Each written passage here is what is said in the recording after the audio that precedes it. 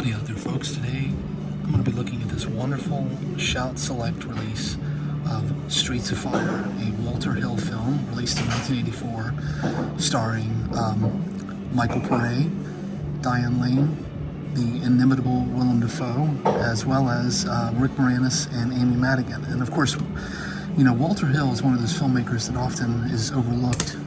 But if you look at his body of work, I mean, he's had a pretty impressive track record. And at this point in his career, this film was expected to be an absolute, hit, because he had done Warriors and he had done 48 Hours.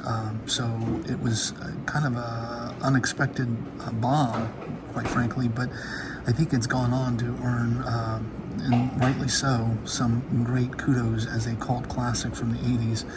And it really is a weird mixed bag of rock musical and also rockabilly, punk rock, 1980s MTV culture, a little bit of neo-noir western thrown in. It's really quite a melange of genres thrown in, and in fact it's really a musical when you think about it.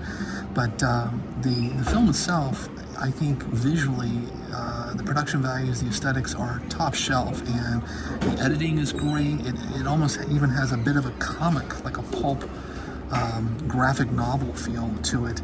I think it's a blast, and it's edited exceptionally well. I mean, the pacing is just right on, and the film just snaps. It just goes from one sequence to the next. There really isn't any slow or dull parts in it whatsoever. The only thing that I think is a fair criticism is that the acting is a little bit sort of wooden and a little but again, if you look at it through the lens of sort of it being a proto-noir film, the way that the characters read their lines and the dialogue, the way it takes place, it actually does fit within that realm. So it's clearly not meant to be a completely realistic film. It's meant to be something just sideways of our current reality.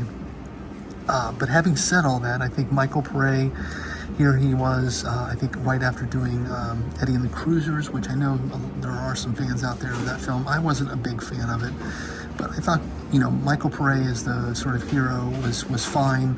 But the real standout in the movie was Willem Dafoe. Good God, I mean, when he comes on screen, it's just like, an indelible impression or mark that he makes. He is so creepy looking in this movie, and his presence and his demeanor, it's just terrific. And if you think about what he had done prior to this film, this was really his breakout role. And in fact, I believe Oliver Stone was the one who, after seeing his performance, immediately cast him in his film Platoon, because he felt like that was the perfect character actor for him to cast in that role that he played in Platoon. But in any case, I just think this movie is an absolute hoot to watch. It's got great music. Ry Cooder, of course, the awesome blues guitarist, does the score, and the songs are all good as well, and have some considerable talent behind them.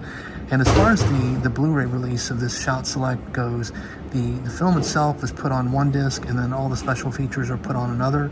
And that means the film is going to look really good, because it uses all of the disc space to put all of that file down. And then the supplemental materials on disc 2 are very interesting. There's an excellent documentary, relatively new, about the making of the film. And there's also some, I guess vintage electronic press kit materials as well that probably were included in earlier releases. There's also some music videos included in the film. I really enjoy this flick. I mean, I think the only criticism that might be legitimately levied is that some of the acting, even by Rick Moranis, to be honest, is a little weak. But I think you can overlook that by virtue of what the movie's trying to do, which is sort of create a just left of center reality that doesn't quite feel right, but yet still works within the context of the film. So on that note, I do hope everyone out there is well, staying healthy, and watching movies whenever they can. So take care, and until the next time.